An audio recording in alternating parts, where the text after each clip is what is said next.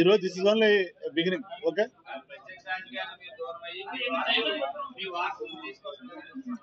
నాకు అలాంటి ఆలోచన లేదు. నువ్వు చెప్పావు ఆలోచన.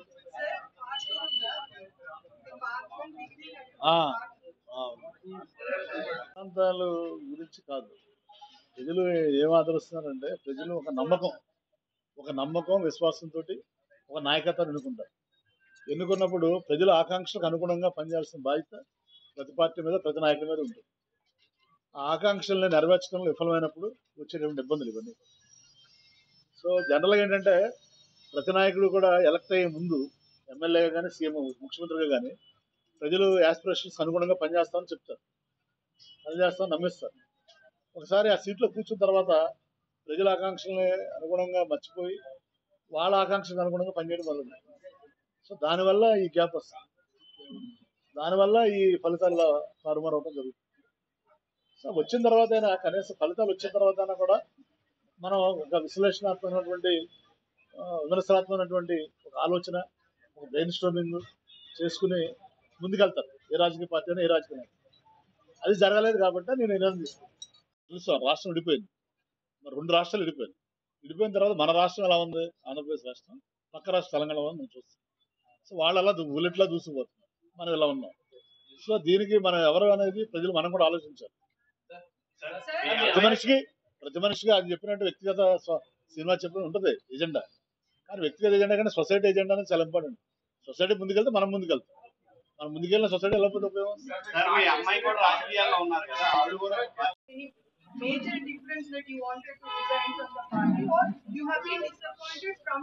మనం కొద్ది కాలంగా చూస్తుంది, నేను ప్రజాసేవ చేద్దామని రాజకీయాల్లోకి వచ్చాను. తప్పనిచ్చి రాజకీయాల ద్వారా ఏదో లబ్ధి పొందుదామని రాలేదు. నేను లబ్ధి కూడా పొందలేదు, మీరు చూశారు. 16 సంవత్సరాల నుంచి, 17 ఏళ్ళ నుంచి నాకు పొందే ఉద్దేశం కూడా లేదు. అలా ₹1 కూడా నేను సంపాదించలేదు, సంపాదించే ఉద్దేశం కూడా లేదు. సో ప్రజాసేవ చేద్దామని వచ్చాము. అది మనం అనుకున్న కొన్ని చేయగలిగాము, కొన్ని చేయలేము, అది సహజం అక్కడ. కాకపోతే మొన్న జరిగిన ఎలక్షన్లో కొంచెం చాలా బాధ కలిగించింది.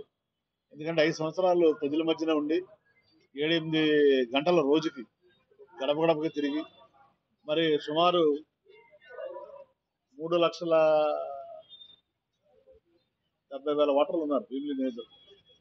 3,70,000 ఓటర్లలో కనీసం నేను 3,50,000 మందిని టచ్ చేశాను. మరి సేవ చేశాం, 8 గంటలు తిరిగాం. తర్వాత ప్రతి ఇంటికి ఎదురు లబ్ధి చేకూర్చాం. నేను వైట్ కార్డు హోల్డర్ ఉన్నాడు. అన్నిటికంటే ముఖ్యంగా కరోనా టైంలో ఈ జిల్లాకి నేను సింగిల్ మంత్రిగా ఉన్నాను. నాకు కూడా 3 సార్లు కరోనా వచ్చింది, మా కుటుంబ సభ్యులకు కూడా కరోనా వచ్చింది. మరి నేను కరోనా కూడా హైదరాబాద్ ట్రీట్మెంట్ ఇప్పించుకోగలను కార్పొరేట్ హాస్పిటల్, కానీ కరోనా కూడా ఇక్కడే ఉండి నేను కేజీహెచ్లోనే ట్రీట్మెంట్ తీసుకున్నాను. అంత నిస్వార్థంగా, అంత ప్రేమతోటి నేను పనిచేయడం జరిగింది. నాకు ఇచ్చిన అవకాశాన్ని దీనిగా ఉండి వ్యక్తిగత పనులు చేద్దాం అనుకుంటున్నాను. నేను ఎవరిని విమర్శించదలుచుకోలేదు బ్రదర్, వాళ్ళు విమర్శిస్తే దానికి సమాధానం చెప్తాను.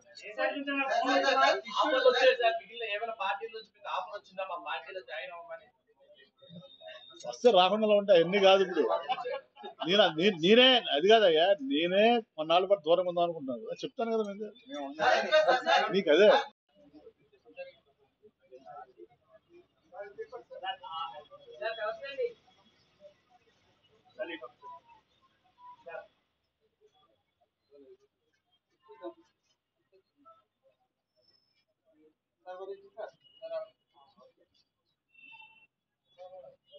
మరియు మీరు ఇచ్చినటువంటి అవకాశానికి ధన్యవాదాలు జగన్మోహన్ రెడ్డి గారికి. నా రాజీనామాను ఆవేదన కోరుతున్నాను.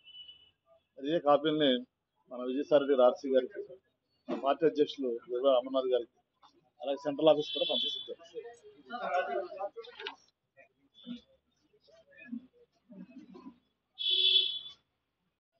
అవినీతికి కానీ ఎలాంటి ఆరోపణలకి పాల్పడకుండా, మరి ఎలాంటి రాగద్వేషాలు కానీ, ఎలాంటి అవినీతి కానీ, బంధుప్రీతి కానీ, అశ్రిత పక్షపాతం కానీ లేకుండా నా శక్తి మేరకి భగవంతుడు నాకు ఇచ్చిన అవకాశాన్ని, ప్రజలు నాకు ఇచ్చిన అవకాశాన్ని, పార్టీలు నాకు ఇచ్చిన అవకాశాన్ని చిత్తశుద్ధితోటి, నిజాయితీతోటి నేను పనిచేసి మరి 2 సార్లు భీమిలి శాసనసభ్యుడిగా, ఒకసారి అనకాపల్లి పార్లమెంట్ సభ్యుడిగా గెలిపించినటువంటి ప్రజలకి మరి